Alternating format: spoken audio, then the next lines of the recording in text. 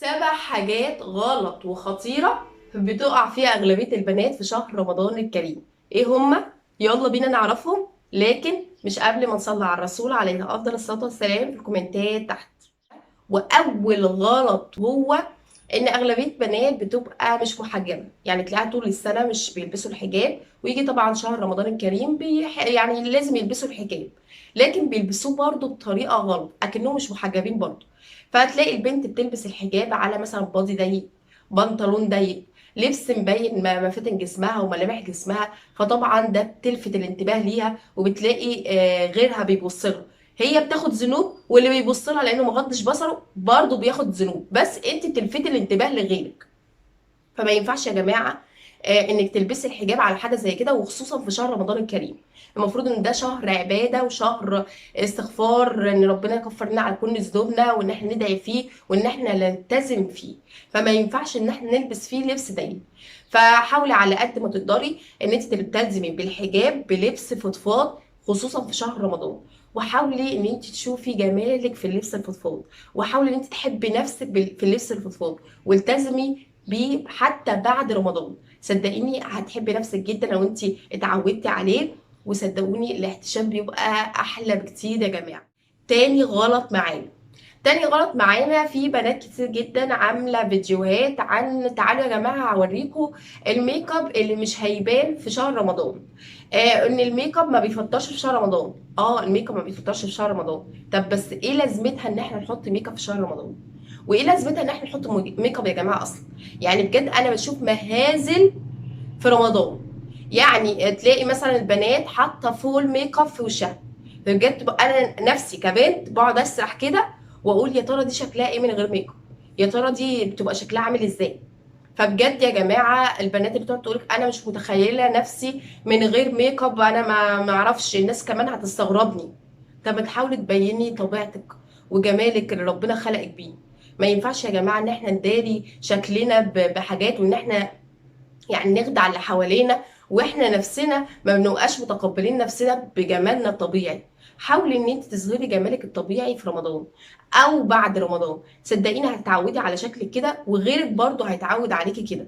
فبجد يا ريت ان احنا ما نحطش ميك اب خالص في رمضان، لان يعني ده شهر كريم، شهر واحد بس في السنة، نحاول ان احنا نظهر جمال طبيعتنا، ونحاول ان احنا نلتزم بيه، وما نحطش اي حاجة في وشنا.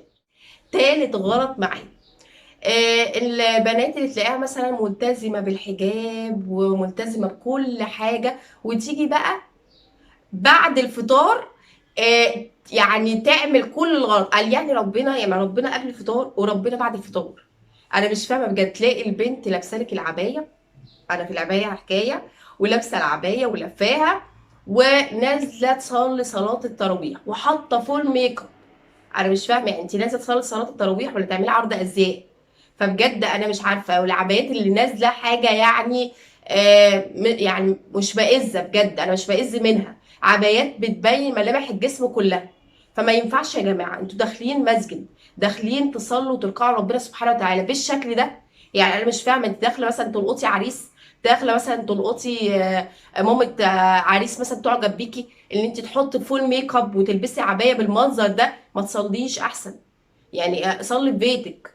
فانا مش فاهمه يا جماعه، حتى صلاه التراويح يعني بقيتوا تاخدوها عرض ازياء؟ بجد استغفر الله العظيم يا رب، انا بجد انا بستغرب اللي اشوفه بجد. فده حاجه برضو من الغلطات اللي اغلبيه البنات بتقع فيها.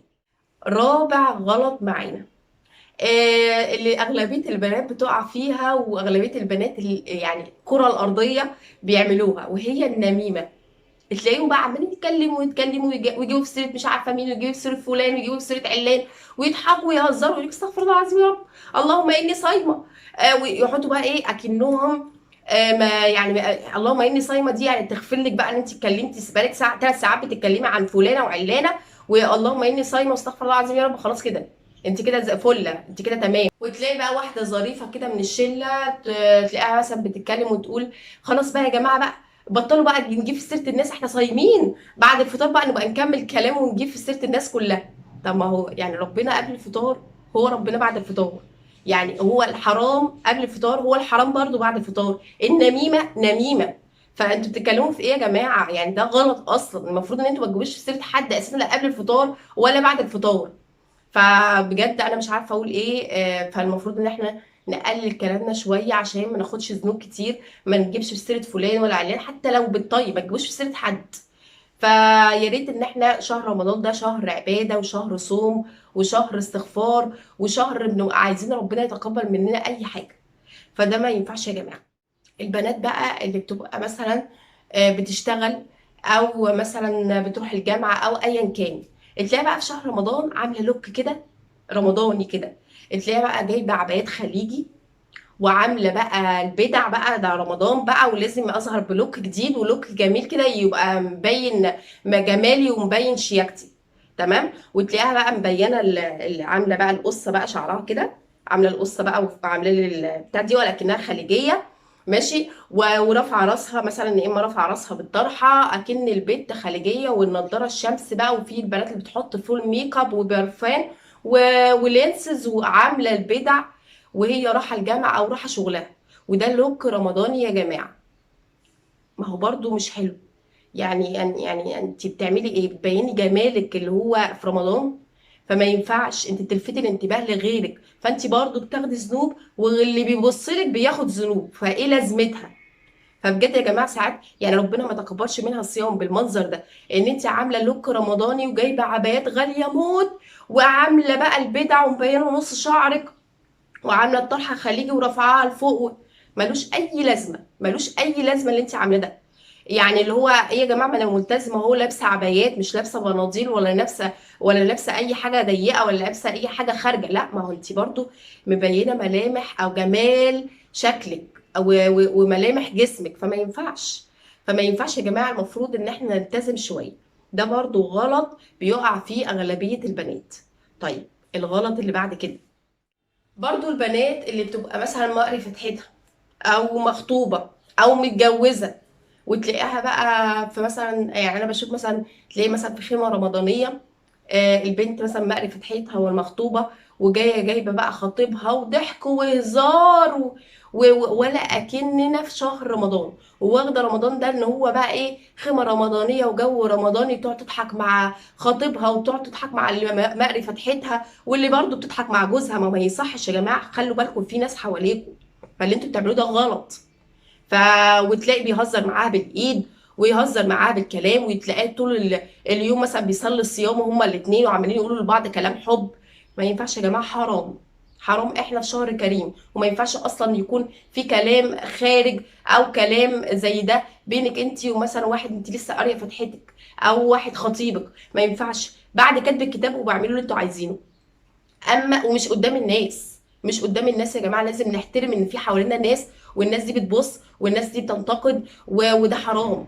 فما ينفعش ان احنا نلفت انتباه الناس. وبتغاظ برضو من الناس اللي تلاقيها مثلا بتحب بعضها قدام الناس وهم في البيت ضاربين بعض بالجزم. فانا مش عارفه في ايه، يعني بيعملوا شو قدام الناس وتلاقي الناس بتحسدهم على الفاضي وهم اصلا ضاربين بعض بالجزم في البيت. فما ينفعش يا جماعه. لازم يعني نراعي الشعور اللي حوالينا، ولازم ان احنا نلتزم قدام الناس في اي حاجه. فما ينفعش برضو تبقى واحده بقى فتحتها ولا مخطوبه وقاعده ضحك وهزار وعمالين يدوا لبعض بالكف وبيهزروا بالايد وضحك وكلام حب طول اليوم. فده ما ينفعش، ما تقبلش منهم صيامهم دول.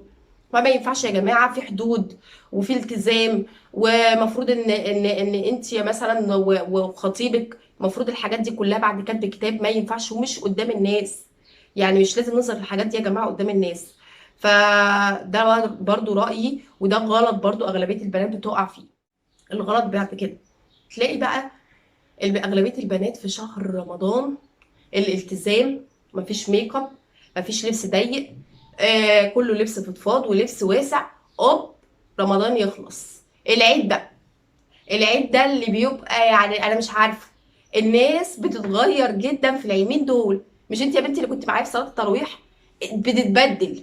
تلاقي بقى اللي هي كبت بقى طول شهر رمضان، يجي بقى العيد انفتاحه بقى، تلاقيها بقى الميك اب فول ميك اب كله. تلاقي بقى طقم العيد بقى كله مبين ملامح جسمها ومفاتن جسمها وعامله عرض ازياء بقى طول ما هي رايحه صلاه العيد وطول ما هي ماشيه يعني طب ايه لازمتها؟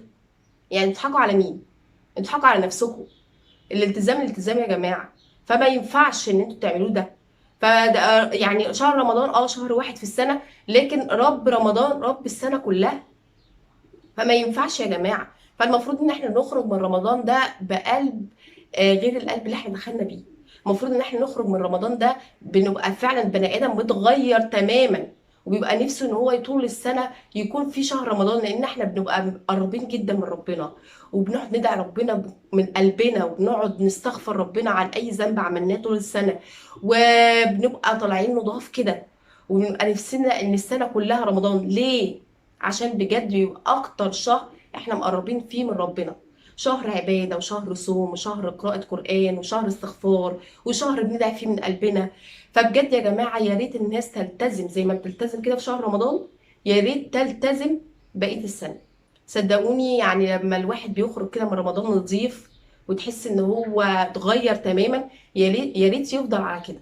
يا ريت مثلا لو حاجة غيرتيها في شهر رمضان يا ريت تلتزمي بيه، سواء لبس، سواء ميك اب، سواء اي حاجة. فيا ريت ان انت مش عشان رمضان بس تبقي ملتزمه بيها، لا، يا ريت حتى بعد رمضان ان انت تلتزمي بيه. مثلا انت مش كنتش محجبه واتحجبت في رمضان، يا ريت تلتزمي بالحجاب برضو بعد رمضان. صدقوني يا جماعه الحجاب بيظهر الجمال اكتر.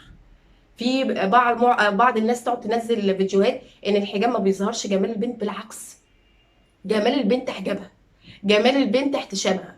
فيا ريت يا جماعه ان احنا نلتزم بحاجه زي كده، مش في رمضان بس، لا، وبعد رمضان كمان. فربنا يا رب يتقبل صيامنا، وربنا يا رب يتقبل دعائنا، وربنا يا رب يتقبل كل حاجه بنعملها. ويا ريت يا جماعه لما نلتزم في حاجه برمضان ونبقى مثلا حابينها، يا ريت نلتزم بيها السنه كلها. رب رمضان هو رب السنه كلها. وكل عام وكل حضراتكم طيبين وبخير. ويا رب الفيديو ينال اعجابكم، ويا رب اكون خفيفه على قلوبكم. ودي كانت فضفضه النهارده، وانتظرونا في فضفضه جديده مع آية علي. بحفظ الله ورعايته، والسلام عليكم ورحمه الله وبركاته.